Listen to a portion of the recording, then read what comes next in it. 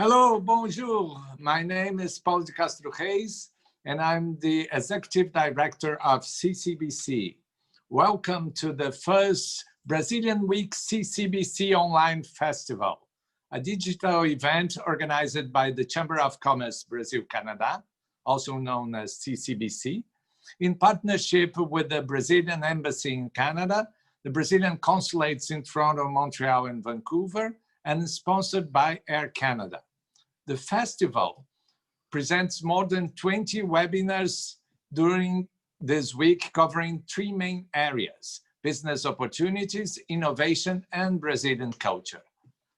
Besides, the website of the Brazilian Week Festival offers free access to more than 200 cultural contents. Now we're going to talk about smart opportunities for Brazilian cities. And I would like to start this session by calling Beatriz Faria, Smart Cities Specialist at Necta Inova, to moderate this session. Welcome, Beatriz. Hello, thank you, Paulo, for the opportunity to be here representing Necta and the Connect Smart Cities platform. I'm very grateful for this opportunity. Thank you. So I will present now. Let me see. Okay. Oops.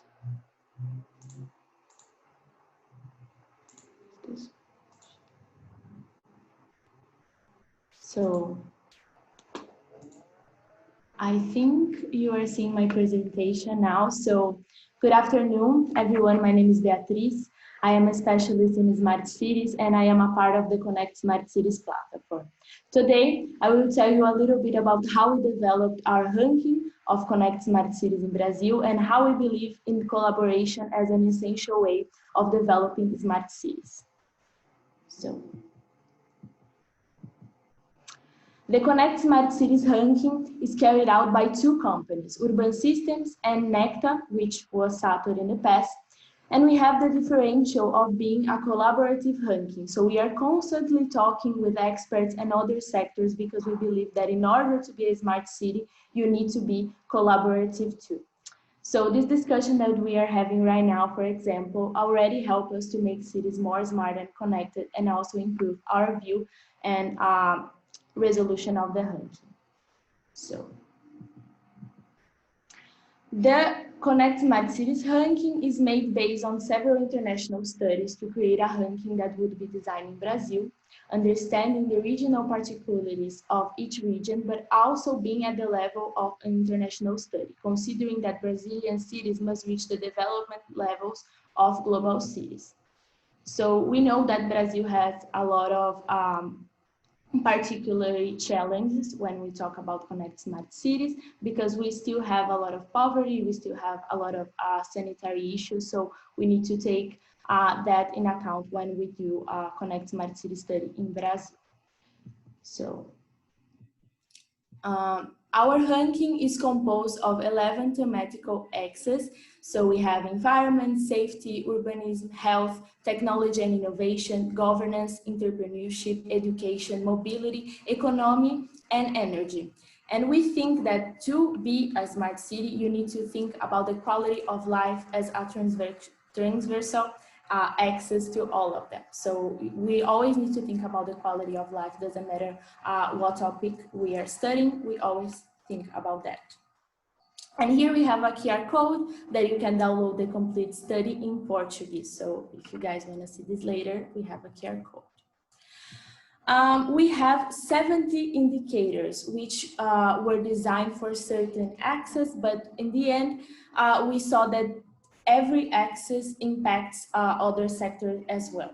So for instance, bike lanes are designed for mobility, we all know that, but we also know that has an impact on the environment and the health of the population. So it is a mobility indicator that has an impact on the environment indicator and the health indicator as well.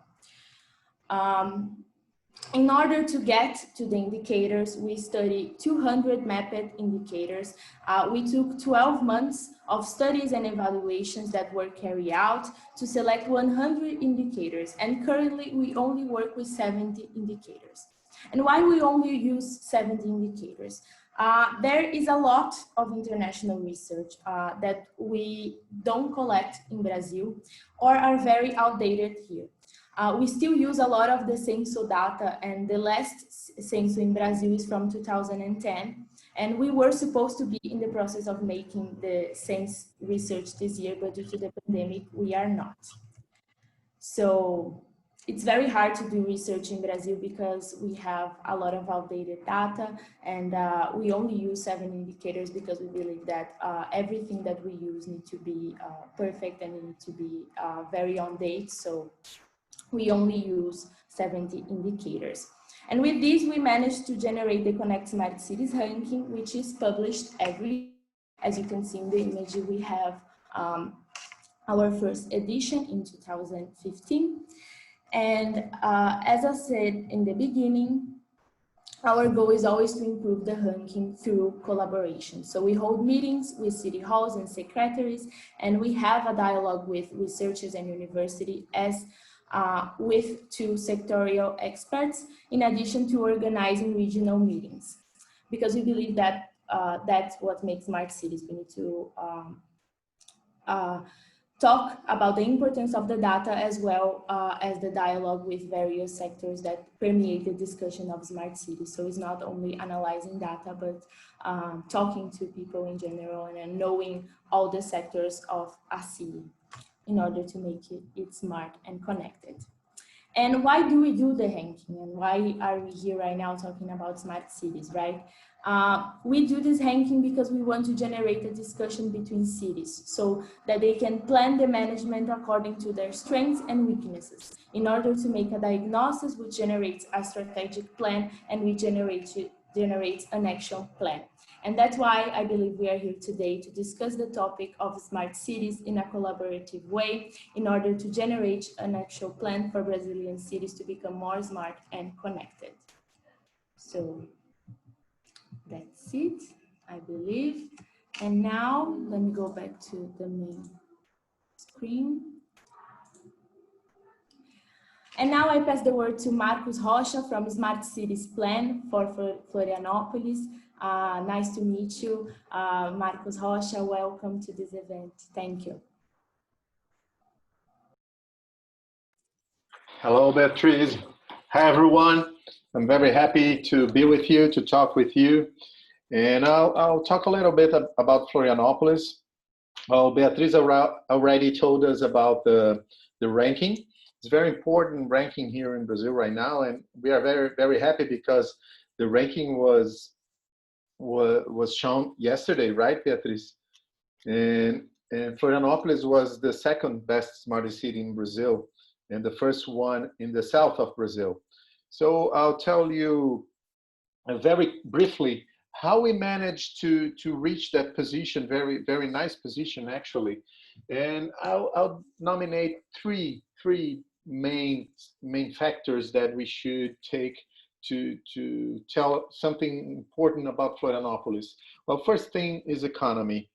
Florianópolis has a very sustainable economy because more than 50% of our territory is protected. So we developed a very strong economic sector on information technology, and it's the first economic sector since 2008 here in the city. Healthcare is the 2nd most important economic sector in Florianópolis, and tourism is the 3rd one. And of course, the city, I'll show you after my speech, a very brief video, and you see why Florianópolis built this whole economic ecosystem.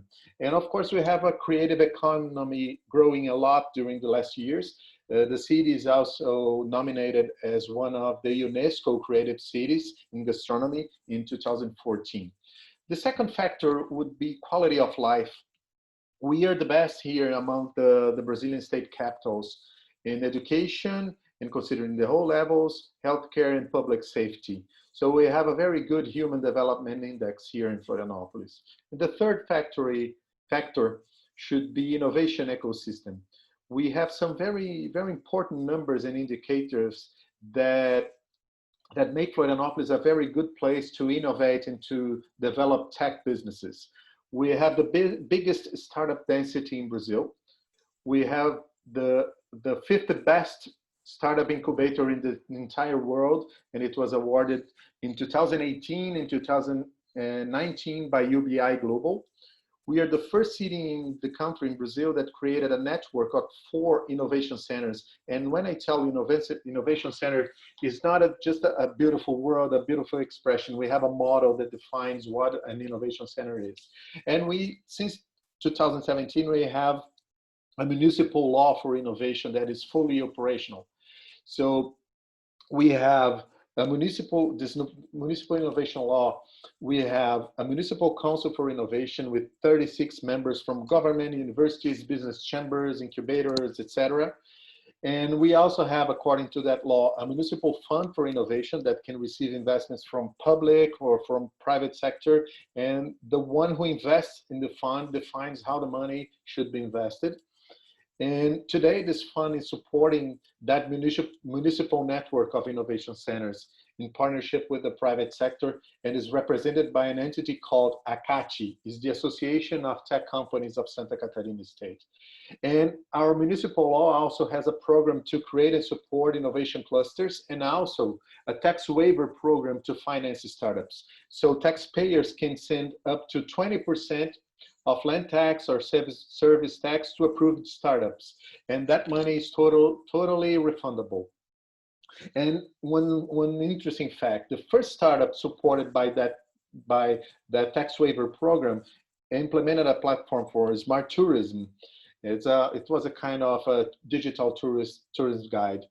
But when the pandemic started here in Brazil, they quickly adapted the technology and created something called smart tracking, a tool that tracks people visiting places through check-ins and check-outs. And if someone is infected, everyone in the same place, day or hour, considering the last 14 days, is notified to see the public healthcare system. We call here is Alô Saúde, Hello Health. And it was the first public telemedicine system for public healthcare in a Brazil municipality. And just finishing my brief speech, we also implemented with the money from the Municipal Fund for Innovation, a living lab. And I think there's a very good opportunity here for a smart city. Living Lab is an open innovation lab to validate innovative solutions for better cities or for smarter cities. In 2018, our last cycle, because in 2020 it was very complicated to promote it due to pandemic, but we received 30 different proposals from the entire country. We selected 10 projects and validated 7. And some of them are still operating here in Florianopolis, and we want to bring more innovative solutions to test here, to validate here, and to bring to the city. So we also developed here in Florianopolis a policy so the neighborhoods could participate in the fine investments in their neighborhoods. So that's not just about the technology and the IT companies. It's also about getting people involved into the policies and the decision making, and also promoting a better environment for businesses. We reduce bureaucracy to a minimum here in Brazil. Since 2 months ago, we rebuilt the entire system for opening companies here in Florianopolis, and for low complexity businesses, you can open a company here in Florianopolis in up to 4 hours. So that being said, I would like to show you a brief video, as far as I told you, and you can show better how is Florianopolis, what is the city, and everything that I'm telling you right now. Just let me share my screen. I need to also share my sound, and I'll play the video so you can check it. Here it goes.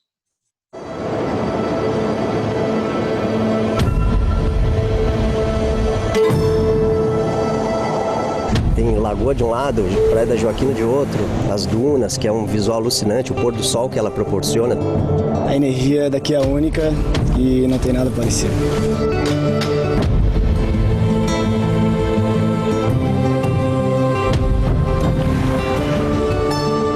A ilha é um lugar encantador. Realmente, ninguém pode sair daqui dessa vida sem conhecer essa ilha.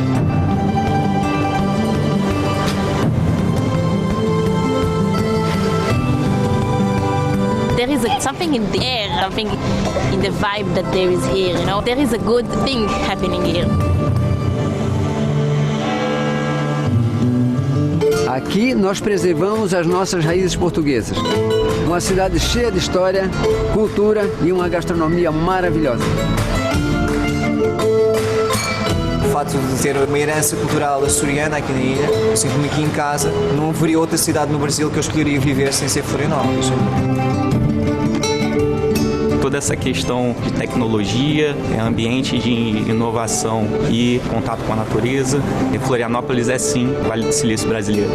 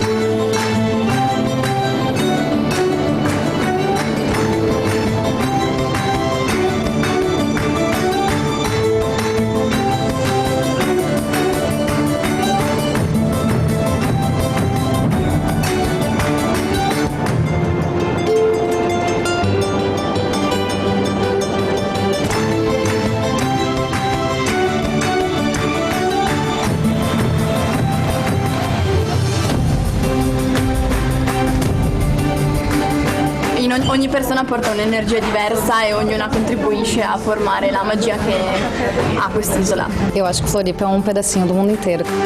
Muy lindo conocer la historia de cómo era todo antes. This island, it's a portal, and I've never been anywhere like this before. Coisas fantásticas acontecem nesta ilha.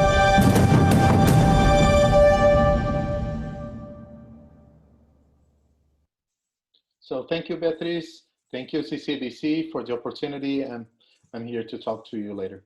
Thank you. Thank you so much, Marcos. I have goosebumps because of that video.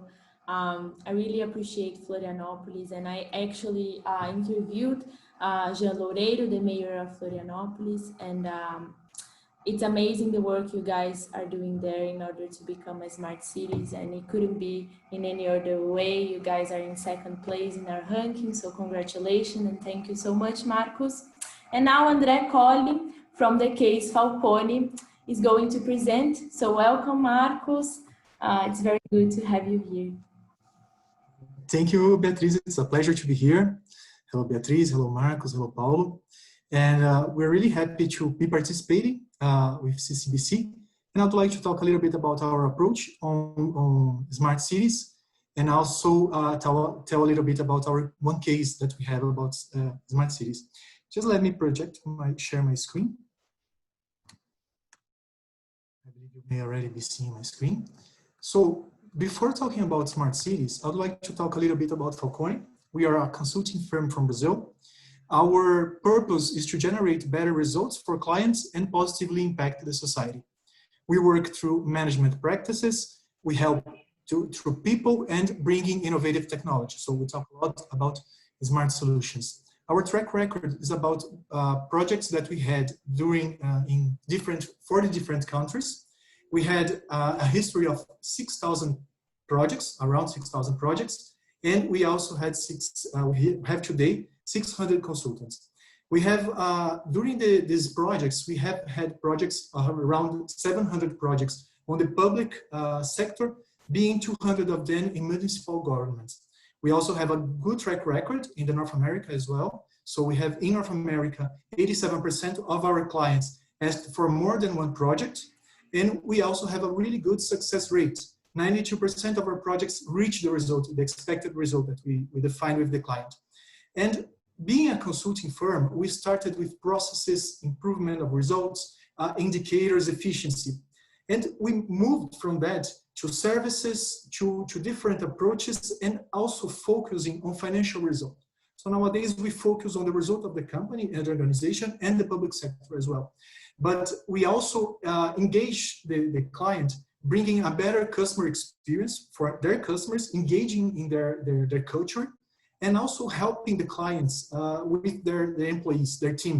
We work side by side with the client, being it a private sector or a public sector. We guarantee that the results are shared with the suppliers. The supply chain will benefit from the results.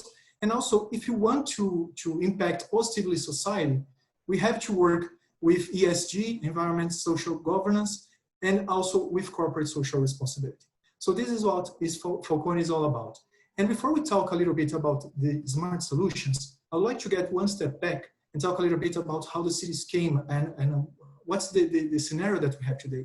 So in the early 20th century, we had almost around 14% of the population living in cities.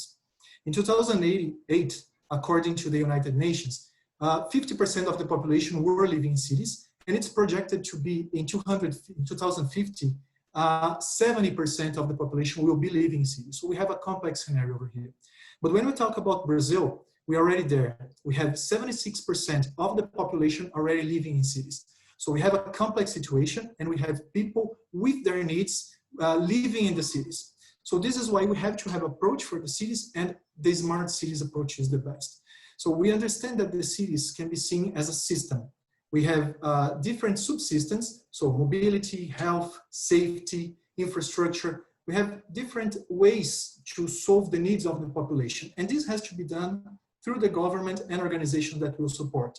And we understand that each of these small part of the system can be broken down, and we can get the help from startups, experts, companies, tech organizations to support on this and do a good job and help bringing it a smart city. So when we talk about a smart city, and with the help of these organizations, we have efficient use of resources, we have assertive execution, so we are better at what we're doing. We're focused on the population needs, focusing on on-time responses, so we do not need to take time to analyze the data and to define and to go back to the spreadsheet, to plan again. We have the data and we can take quicker decisions and actions, always focusing on data collection and taking decisions based on this data. So this is important to have a smart city, and this is what we look for. And to reach that, we have a roadmap that we propose in order to understand and to implement a smart city. So it's important to think that we have to find the end. So what's the objective? And for that, we understand that it's necessary to define the vocation of the city. So being it a city of focused on business, production, technology, tourism, or culture, we have to focus on what's the vocation of the city. This vocation will be broken down in different goals and objectives that can be defined and established in order to guarantee that we can solve this problem. And this is part of the understanding from the population, and while the government is managing this problem. But when we break this down and have small problems, this is when we understand the organizations will have to jump in. So we understand that startups, experts, and small and tech companies, they have better solutions, smart solutions to reach these results. So this is when, side by side with all the stakeholders, we define what has to be done, what are the problems, the challenges that will be attacked. And we also understand that it's important to keep, during the implementation of this result, together with the organization, the public sector, the government, and also the organizations. So these are the stakeholders and the steps that we understand we have to have in order to guarantee that we have a smart solution, a smart city. We have to have the population meet their needs, the government to understand what are the problems and challenges, define these problems, and engage the organization, the expertise, the startups that will help solve this problem. The government will still be there to guarantee that we're managing and focusing on the results that we achieved, but they will let the experts help and solve this problem.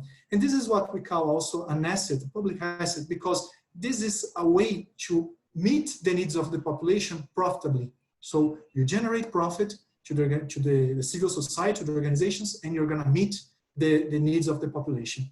And one example of that is a road safety case that we brought, and we'd like to talk a little bit about. We understand that we have more than 40,000 deaths in Brazil. This number is diminishing, so it's really good, but this is a big issue, not only in Brazil and all around the world. So this case is about a project that we had in Brasília, in the federal district, where together with the local government, NGOs, and the private sector, which were worried and focused on reducing mainly drunk driving, that it is an issue in Brazil. And we focused together with them during 6 steps of a project in order to implement solutions and to reduce the number of fatalities. And as I said, our goal was about 50% reduction. So we started with data collection and treatment. We had different highways and roads, so we had at least 3 sources of data that we had to combine. We had more than 10,000 accidents with injuries and fatalities. So this was important to have a good and coherent and consistent database in order to analyze this data. The second step was to analyze what was the opportunity to reduce these numbers. So we compared different regions and we saw that we had different number of accidents in these regions. So we had the opportunity to reduce the same resources to guarantee that we would reduce the accidents in the regions more complicated. We defined a goal, and this is also really interesting because through the analysis of the data and the clear picture of the problem, it was easier to get all the stakeholders on board, the government organizations on board. And this was better for us to define the goal, to break down the goal for each specific region, streets, and maps. We used the technology as well to define heat maps, to understand where were the most critical areas, and also to address the profiles that were being involved in accidents on these areas. So we had an understanding of when people were being injured or dying, and which modal, which vehicle, or if it was pedestrians, and where, to understand and respond adequately to these problems.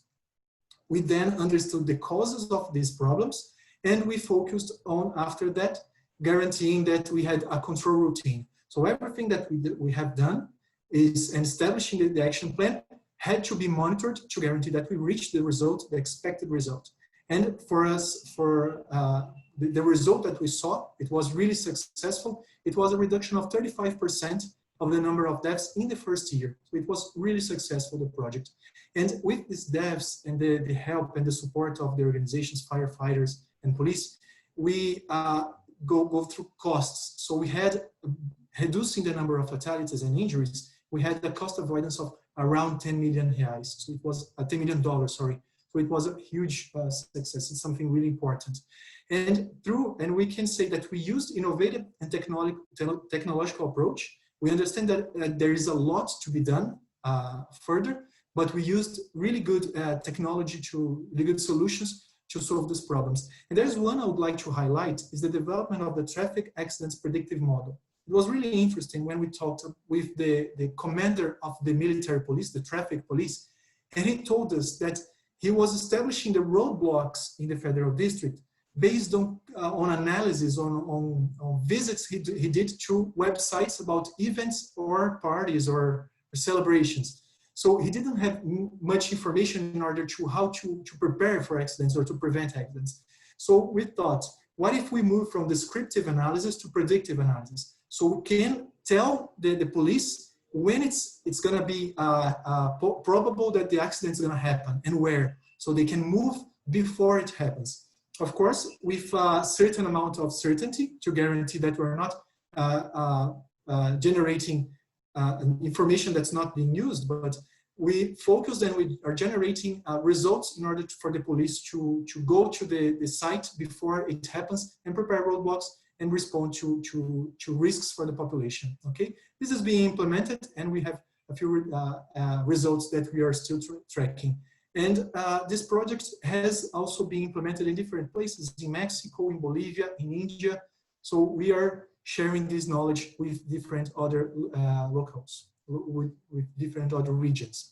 And finally, what we see as opportunities in Brazil, as I said, we have the mobility and road safety, but there are many other opportunities that we can tackle and break down and understand these challenges and help solve these problems through smart solutions. So we have education, we have economic development, criminality, access to health, many other ways. And also, we do not see it only by hardware. Hardware is really important and is a way to make it tangible, the smart solutions. But we also see it working with data analysis, data collections, automation, maybe models such as the predictive model that can help us take decisions. So we have many ways that can be done to support, to create smart solutions. And also we understand there are many ways to partner with the government.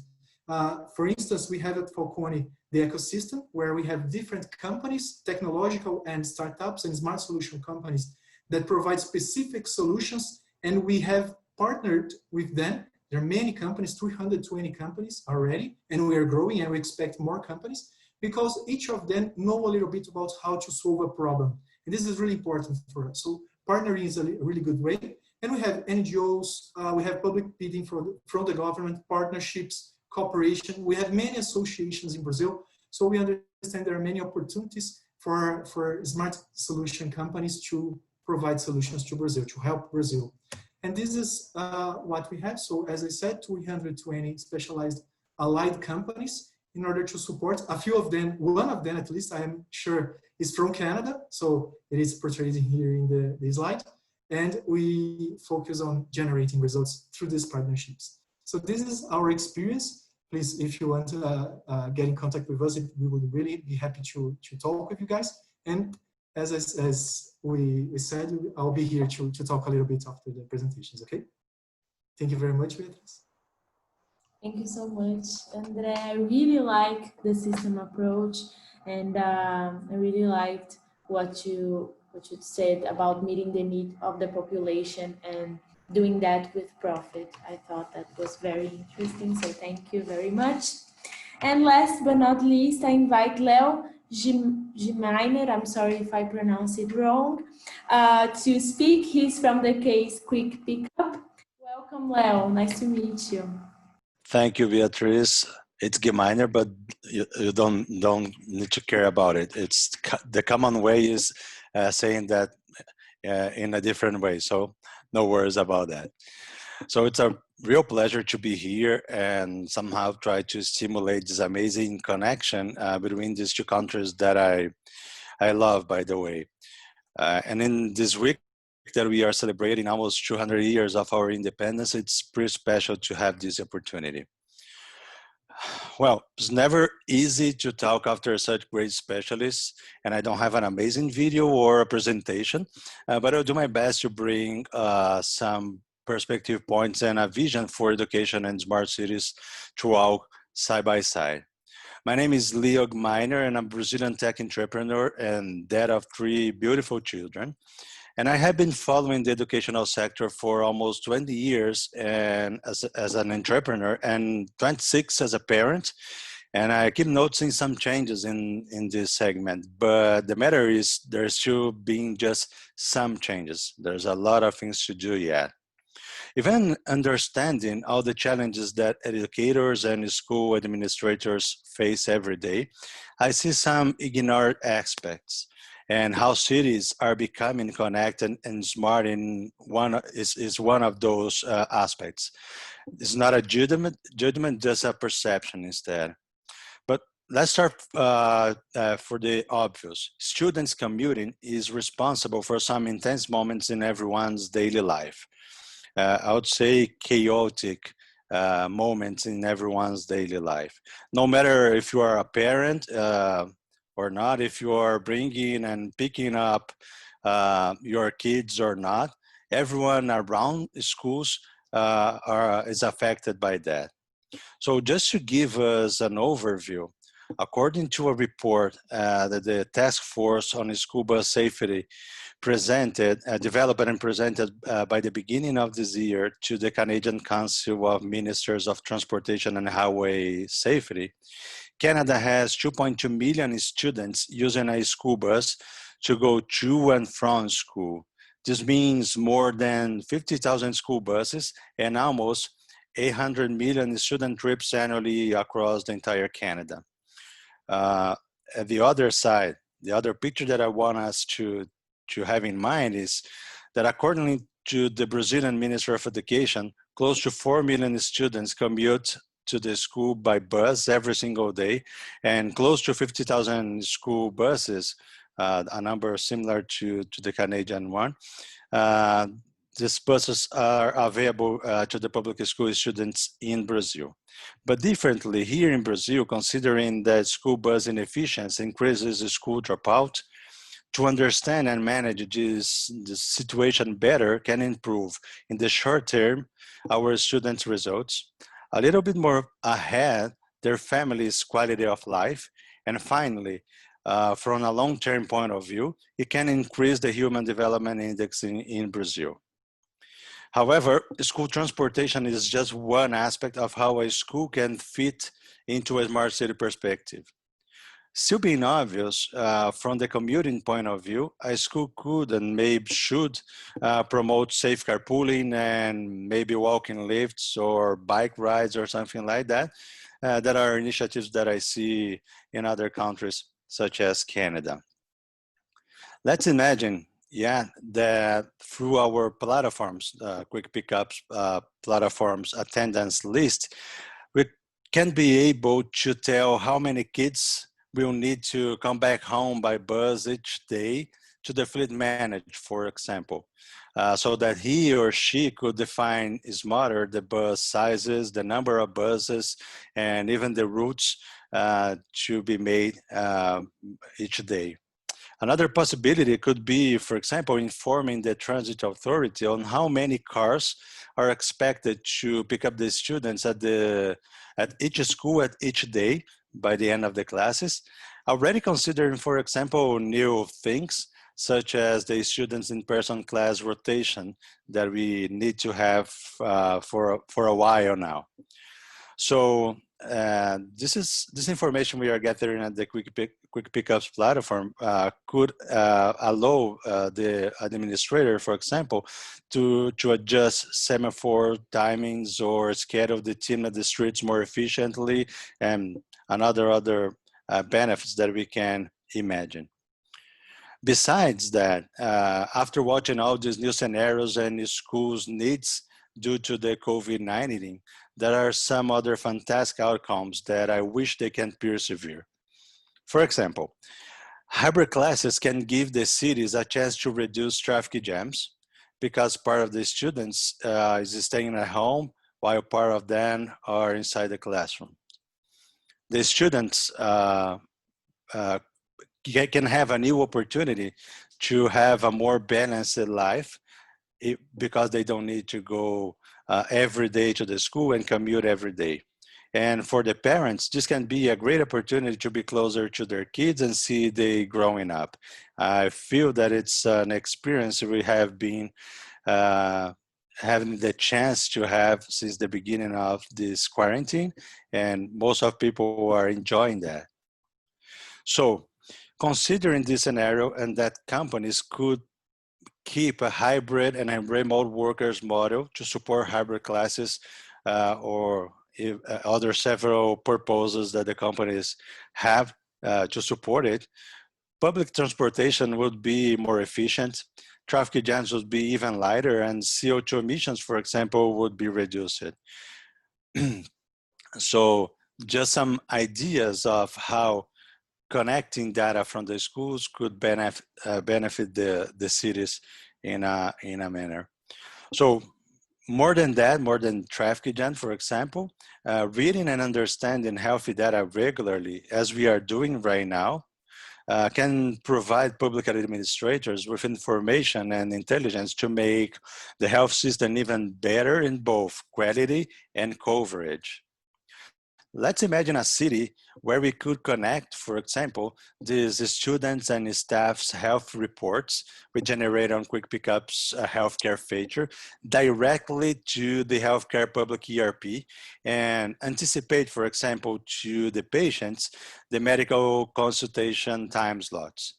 At the other side, we could tell clinic and hospital managers the resources they need on each moment of the day. The same for, let's say, ambulance fleet managers.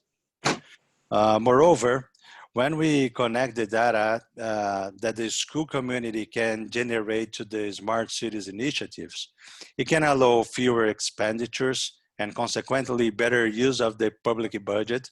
That would, by the end of the day, allow better investments and, again, fuel other public fields and make lives of the citizens even better. So even all this situation we are living now with all these COVID new needs, such as social distancing, remote classes, or remote everything we are living now, even just being really bad and challenging, we can take several lessons from that and also great opportunities. And maybe use this arising mindset to accelerate digital transformation everywhere and make smart cities flourish even faster. So thank you, CCBC, for inviting the opportunity. Thanks for everyone to lend in your ears, and my colleagues Beatriz, Marcos, and André for their time and knowledge. And Marcos and Florianópolis, congratulations. It's not by chance. Indeed, and maybe it's something that makes me try to move to Floripa soon, maybe. Thank you so much, Leo. I think I connect with your speech in a personal level because I am a teacher by formation, so education will always be my first passion, and I never thought about the transportation side of it, so thank you very much. It was very good. And now I'm going to questions. So everyone is here. I think André Collin can come to, yes, thank you. So I have some questions here that I would like to ask you guys. So from the experience that you guys have, which are the areas with greatest adherence when we talk about smart cities? Complicated question, but if I need to pick up one, I would choose the public sector, the government itself in Brazil, because we still need so many things to do in the government structure, thinking about the public employees, perspective, mindset. For example, we lack a lot the culture oriented to data. André talked a lot about data, making decisions over data, and we still are very, very far away from a more professional reality in terms of taking decisions, intelligent decisions based on data. So I think that should be the very first step. And just one observation, I'm witnessing the work of Falcone here in Florianópolis. ASIFI is the association it's a kind of a business chamber here in Florianópolis, Associação Comercial Industrial, Industry and Commerce Chamber. They hired Falcone to build a plan for economic recovery after the pandemic. And it will be presented this week, actually. I'm participating of at least 2 different groups, and the results are awesome.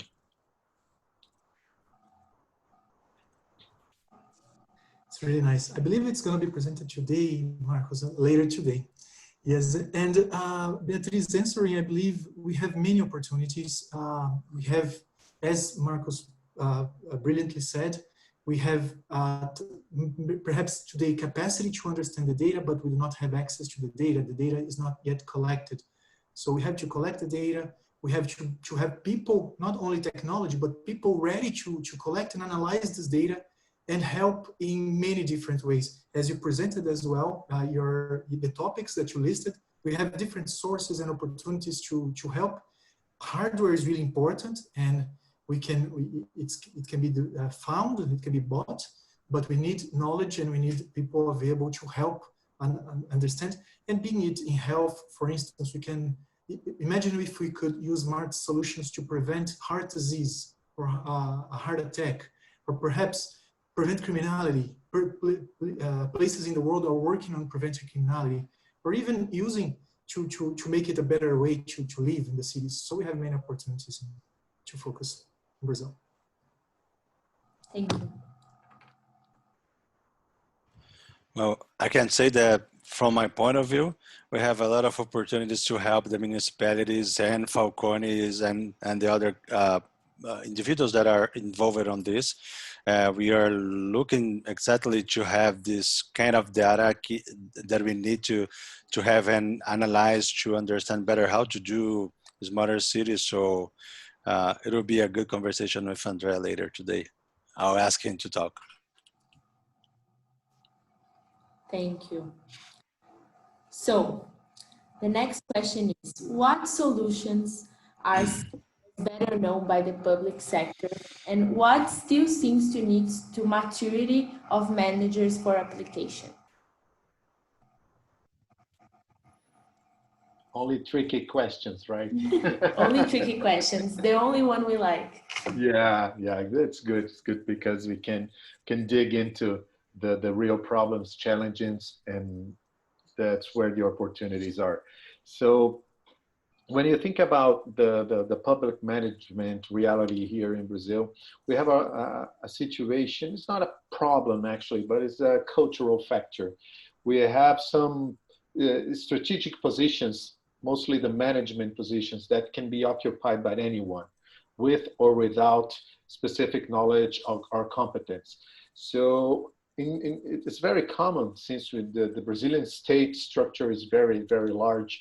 We have a lot of people occupying those positions without any kind of competence in order to fulfill the requirements of the position.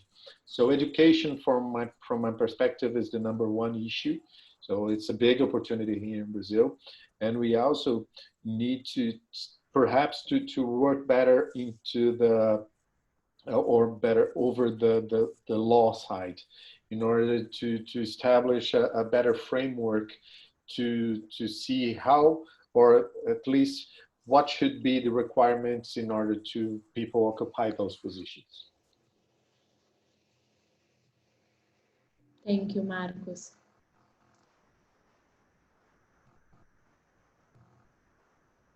So I would like just to add, and I agree with Marcos, and from few experiences that we had, it was really interesting when we could come with a picture of for instance, in road safety, the accidents, and then people said, okay, I'm trying to do right, I'm trying to solve this problem, but I didn't have this information.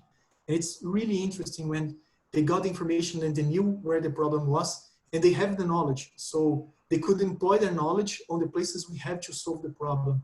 So I understand the data is also a good way, and a place where the public management is not yet at full capacity or mature to handle with these problems. We have really good places, and this is something really interesting, because we have places that are starting and places that are really advanced in Brazil. So we have it's a huge country as well. So, but we do have opportunities to first work with the data, understand it, and take decisions based on the data. So this is really important. I believe this is where we have to mature. Just adding to what André was saying, when people translated the expression smart cities to Portuguese, they used a term, actually, an intelligent city. From my perspective, it was very smart doing that, because intelligence is something always associated to decision making, and cities and the management of the cities is all about decision making. So an intelligent city, it's a city where the decisions are made in order to promote a better city for everyone. So that being said, it's very interesting to bring technology, of course, but by the end of the day, we need competent people. Exactly. And I think that we don't always need technology. For instance, in Brazil, we have a big sanitary problem. So at the same time that we are talking about big data, IoT, and smart solutions, we still have half of the population without a good sanitary system. So when we talk about Connect Smart Cities here in Necta or urban systems with the ranking, we always try to bring that to our regional problems, because when we talk about smart cities, for instance, in Canada, they don't have the sanitary problems, they don't have favelas, they don't have this kind of problems that are special in Brazil, and we need to, in order to become smart, we need to first solve them. And they are very simple problems, but they are very deep here in Brazil. So I think technology is not always the answer. We need to, think intelligent, like you said, Marcos. Thank you. Do you want to add something, Leo? I just want to say that, in my point of view, technology is always the path. It's never it should be the place to get there, or the place to arrive. Always the way to arrive there. Okay, it's how I see technology, just a tool. Thank you, Leo. And what would be interesting entering points for foreign smart cities companies to access opportunities in this sector here in Brazil? From the public administration side, I would say the first thing is to understand the Brazilian law framework and the reality of the cities. You told us, and you're right, that we have several challenges that are very, very basic. And people sometimes want to bring technology, or at least high-end technology. And I think, of course, technology is important. And Leo told us, it's right, it's a means to an end. But the most important thing is innovation. And innovation is not only about technology itself. It's something new, a new way to solve a problem. And of course, we have a lot of innovative solutions to solve sewage treatment problems, to solve habitation problems, to solve mobility problems. And those three categories that I just told are actually challenges that we live on a daily basis here in Brazil. So I think, yes, companies from abroad can, and I think it's important for us here in Brazil that they come to Brazil and bring their technologies, but under an innovative perspective and understanding the Brazilian reality, not only the people, the territory, the climate, the environment, but also the law framework in order to sell properly to the public sector, because it's kind of complicated to do that in Brazil. We have several limitations for our famous 8666 law. So that being said, I think that those companies actually need help from a Brazilian partner to achieve that. Thank you, Marcos. Anyone wants to add something, or I can pass to the next question? I just want to confirm that what Marcos said, and wish luck.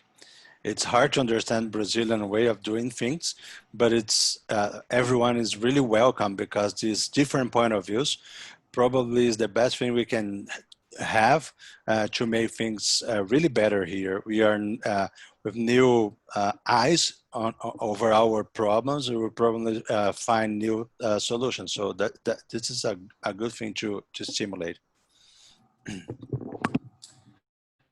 So the last question, because we are almost at the end of this seminar, regarding technological equipment, infrastructure partners for establishment of smart solutions, Brazil presents a good offer of supply of equipment to support the technologies, or in general, the companies look for the suppliers outside. So do you guys think that we have this here, that we are good in that, or we always need to go outside to search? Well, from the solution perspective, we have good companies here in Brazil, especially when you think about Internet of Things. We have a lot of people and a lot of companies working over that. The challenge I see is the infrastructure. We don't have many infrastructure suppliers here in Brazil, especially when you think about IoT protocols like LoRa, like Sigfox, and so on. We luckily managed to talk to a couple of providers that believed in our Living Lab projects, and they implemented here in Florianopolis a network for LoRa and Sigfox. But it's very rare in Brazil. It's not common at all. And we need to provide those infrastructures there. So we need more telecom operators, we need more IoT operators, and we have some restrictions in the city because we only have 4 or 5 providers for those services. We need more, and we have space for more. From the municipality perspective, and I take care of the innovation policy in Florianopolis, I hear a lot of complaints from the companies that want to operate their services, their IoT services, but they don't find a proper infrastructure outside of Florianopolis. And even here, we have some problems. They're not perfect, but it's something that should be developed, and there are a lot of opportunities in that field.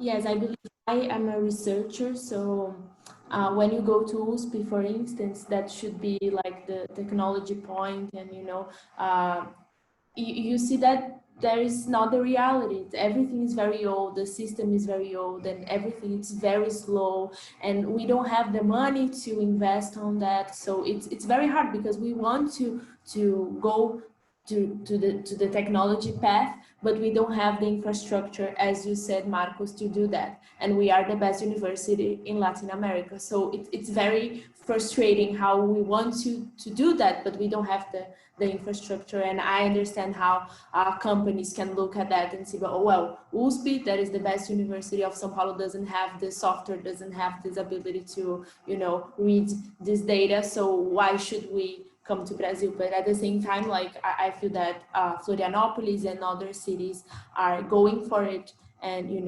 developing technology so the companies are able to come to Brazil. So it's awesome. Thank you, Marcos. So I think we are ending it. Anyone wants to add something before we end the seminar, because I think we are almost due time. I want Leo, you're welcome here. My friend. Thank you so much. Yeah, I'd like to add as well. It was a pleasure participating, and any company that participates and wants to know a little bit more or perhaps talk with us, please feel free. We share the content and feel free to address. And we're going to talk a little bit now after the call. Great, thank you, Andre. Thank you very much. Thanks everyone. Thank you, Beatriz, Marcos, and Andrea, and CCBC again. Thank you. Thank you, everyone. Thank you, everyone. It was a very nice panel. I just would like to comment that here at CCBC, we do lots of projects in this area, in smart cities. We're a partner of a great platform, an event called Connected Smart Cities here. And we always bring Canadian content and Canadian speakers for this event. At the same time, we bring Brazilian cities and companies in missions to Canada to get to know Canadian initiatives and new solutions that can be applied to Brazilian cities. And the same way that we help Brazilian companies and Canadian companies to connect in finding solutions together that can make our cities much better for everyone. So once more, thank you very much, and hope you get connected in all other events that we are organizing. We have still more 2 webinars this afternoon and a full agenda with 10 more webinars for tomorrow and the day after in various topics. And it's important to mention that with the same link that you connected today, you can use the same link to connect in the other webinars. Once more, thank you very much. Au revoir, obrigado, merci, bye-bye. Thank you. Bye-bye.